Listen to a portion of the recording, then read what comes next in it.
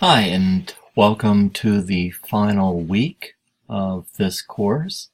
Sorry I'm looking a little scruffy and tired, but let's see, we just welcomed our fourth child into the world. I spent about 3 days at the hospital and, of course, some sleepless nights, but this is 2018. January, and the winter semester of 2017-2018. Just in case we offer this course again, you'll know when this actually occurred. So thank you for your understanding. I appreciate it. And I'm going to post a number of different lectures rather than one long lecture on a number of different topics for this fifth week. This first lecture is really going to be kind of a standard outline of therapeutic treatment models that I've kind of combined and created my own, not my invention, but combined a lot of different treatment plans, treatment models that I think ended up working pretty well together. And then in the second video, I'm going to talk about how to use some classic therapeutic theories like CBT, REBT, existentialism, Adlerian to use how to use those classic theoretical models with some addictions treatment. Therapeutic treatment, how to combine addictions and those classical theories. Then the third lecture, we're going to talk about some new concepts, some new ideas in treatment models, even using the classic theoretical model of existentialism, finding purpose, meaning, mindfulness, of course, responsibility. That's not really used as much as some of the other classical theorists. So that's definitely new. Dealing with regrets is new. And incorporating Adler's concept of Gemeinschaftsgefühl or community feeling. But we're going to talk about those concepts in the second lecture using classical theories. But there are some new ideas there in the application part. But the truly new ideas have to do with some new experiments and findings in chemicals such as oxytocin, which is a chemical our bodies create naturally or do not create enough of, which could be problematic, and supplemental treatment with oxytocin to combat addiction, especially opioid addiction. Some other drugs that are used in treatment, but they are highly experimental, including some hallucinogenics, which I currently don't really support. But it is interesting, and who knows, where they will take these new discoveries. And we'll also talk about some other things, including some prevention. All right, so let's begin this lecture with what a basic treatment plan and program, in my personal opinion, should look like. And this is, something that I'd like you to incorporate into your final paper, including some theories. And of course, I'm not covering all of the addiction theories or all of the classical theories. I'm giving you some very focused points that I found to be effective. But you can disagree. You can use your own findings, things that you have found that work well in addictions treatment. I would love to hear about it. And I'm sure I can learn a few new things from you and your personal knowledge as well. So please, you don't have to just write down what I say or research it further. You can do your own individual research. You could add to this knowledge base. You can share your own findings in the paper. You can be creative. So I'm not, I'll give you my opinion, but it's really up to you what you would like to use and what you would like to research for this part. As long as you find some articles that are scholarly, professional, and in the appropriate field of addictions therapy.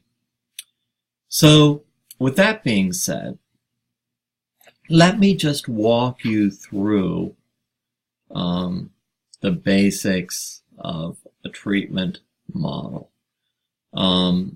So, we begin with the client, always, and clients arrive in treatment in so many different ways.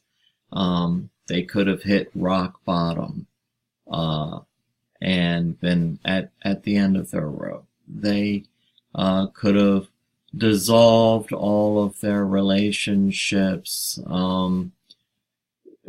done all kinds of negative things, made poor choices, and finally hit what's considered rock bottom. They could have seen the changes, the negative consequences in their lives, and they could have made a conscious decision to come in earlier, somewhere in the long process of addiction, and they can come in at any point by making that realization and conscious decision to make a change. They could have run into some criminal problems, and treatment could be a result of that. Could be court mandated. They could be coming at the request of a caring loved one. That's usually problematic, but because I've often found that people need to make their own personal decisions. Rarely works if we try to make changes for somebody else. We have to make the changes for ourselves. And there's many more reasons. Perhaps a problem at work. Somebody gets caught using at work and they come to treatment, so they're not fired. Many reasons. But the first thing, as in any type of counseling, we need to do a diagnostic assessment and interview. I usually do those myself for the people that I have as my clients. I want to gain the insight. I want to have that contact with them, that initial assessment with them. I want to make my own diagnosis. And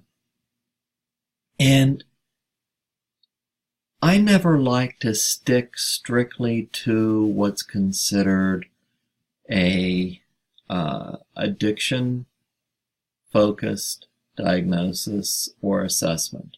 I want to do a full assessment, which considers all the different domains and all of the diagnoses.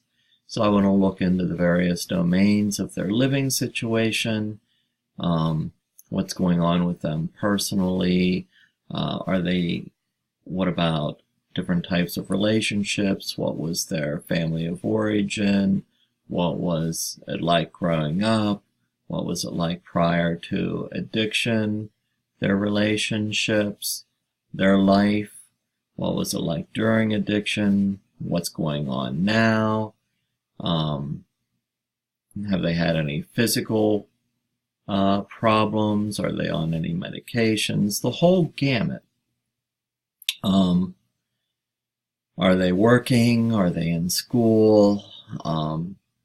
But as I'm doing this, I want to look for some very specific things. I'm going to look for any type of trauma, whether it's emotional, physical, sexual, maybe they served in the military, any type of trauma that they experienced, or abuse, or things like PTSD. I want to look for any type of comorbid diagnosis that we can treat concurrently as well as possible.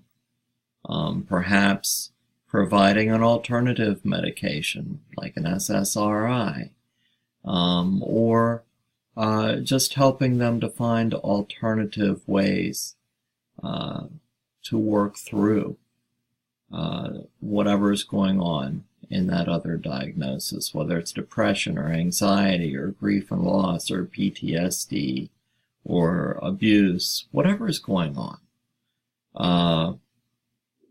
If that's a second diagnosis, it will need to be addressed. So I want a full assessment and a comprehensive diagnostic process. I want to include any type of assessments, and I want to understand what the more specifics about their addiction, why they were using, were they self-medicating, how much were they using, why a specific drug as opposed to another drug, how did it begin. I want to draw out narratives to better understand who they are. I want to hear their story. I also want to understand why they come to treatment, why they want to change. I want to get a good understanding of where they're at this point. For me, that really speaks to types of treatment. Now, the next decision, and really one of the most controversial, and just like I talked about previously, the question to use supplemental medications like methadone, Suboxone, things like that. If I were to choose a supplemental medication, I would try to choose one that has the lowest chance of overdose,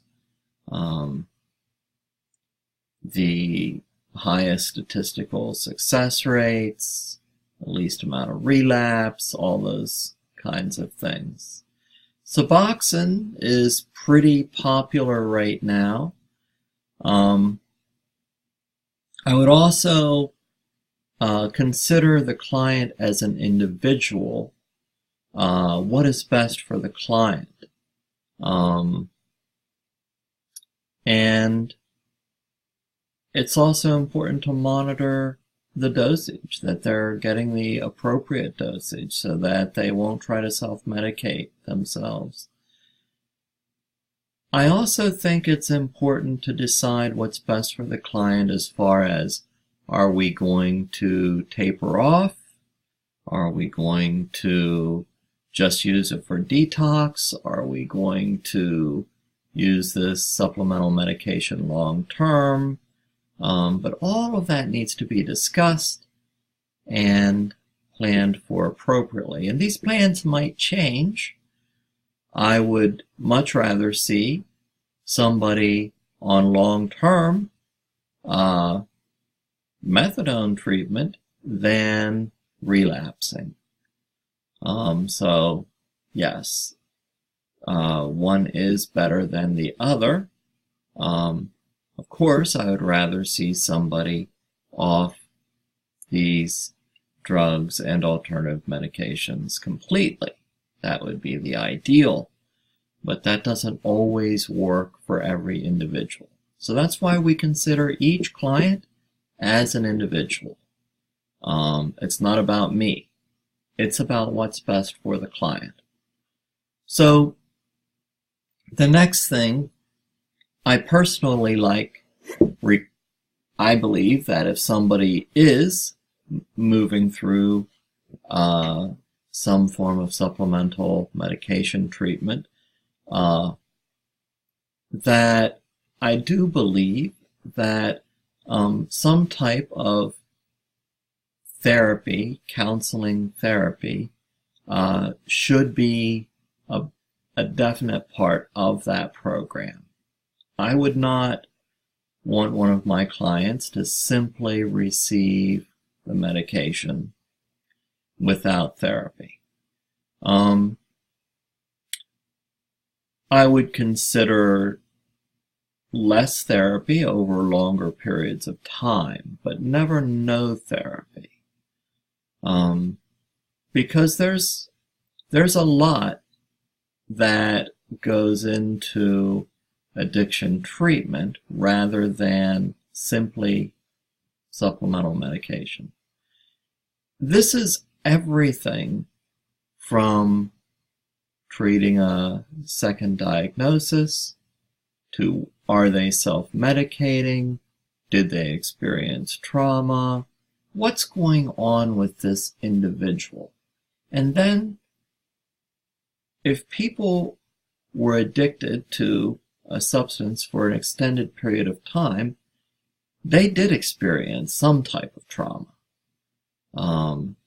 Even if it's the loss of a career, money, lifestyle, loved ones, that's traumatic.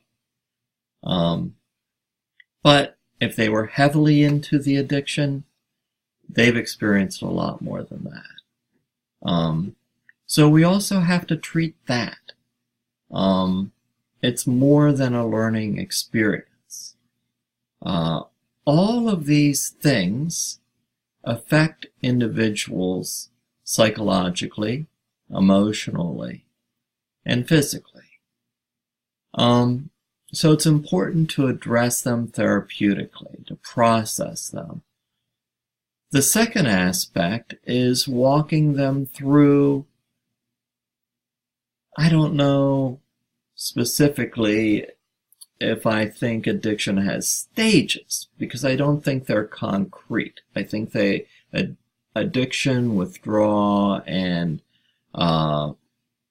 remission is a gradual process. So, the whole recovery process really, I don't know if I'd label stages, you can, but it's important to walk them through that process. is, whether you want to name stages or, okay, here's where we are this week in the recovery process. And it's not linear. People can regress. People usually do. But as long as they keep moving forward, ever further in the present, working on the day, I do think that it's important to have both individual and group. I personally like therapeutic groups to be led by a professional therapist, a licensed therapist or MSW or psychologist. But there is something to be said for 12-step programs.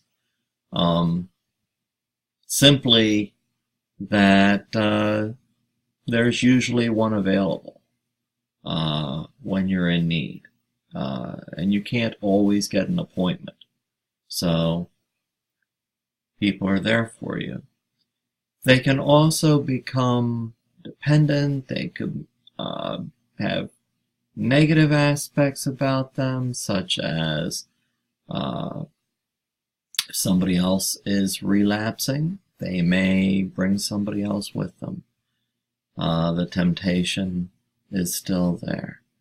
But there's a lot of good things to be said as well. I would not recommend beginning relationships with other people in treatment, especially with opioids, because we know one of the reasons people use opioids is simply to fill a void, a sense of well-being, sense of being accepted, loved even, and oftentimes when that void returns, rather than working towards positive fulfillment, people end up shifting to unhealthy relationships to fill that void instead. And that's something to definitely discuss with the clients. As we move through these treatment programs, I do believe that, the standard, people need appropriate detox, people need medically monitored, people need to see a physician, people need to see a therapist. I do believe in a 30-day inpatient treatment program. After that, I believe in a partial treatment program. So I believe in extended treatment. So something like 90 days of formal treatment, including both individual and group. That's not always possible because treatment in America is expensive. And it is often difficult to get insurance to pay for this. So it's difficult. So we do the best we can with what we have to work with. Treatment should always be open. And one of the things I mean by that is people can always come back. And that's a big problem with insurance. So not everybody fits into a 30-day period or a 60-day period or a 90-day period or a 1-year period. Or 1 cycle or 2 cycles of treatment. So we can't fit everybody into the same treatment program. Opioids are insidious. Not only because of the physical component, but because of the mental and emotional component. So this is just a basic outline. I know most of you have heard something like this before, perhaps you work in a model something like this. The second video, we're going to begin applying some classical therapies to this model and to opioid addiction. And hopefully there will be some opportunities to maybe gain some new information. And then we'll talk more about some really new treatments, some theoretical treatments. Okay, so I hope you will find week 5 helpful.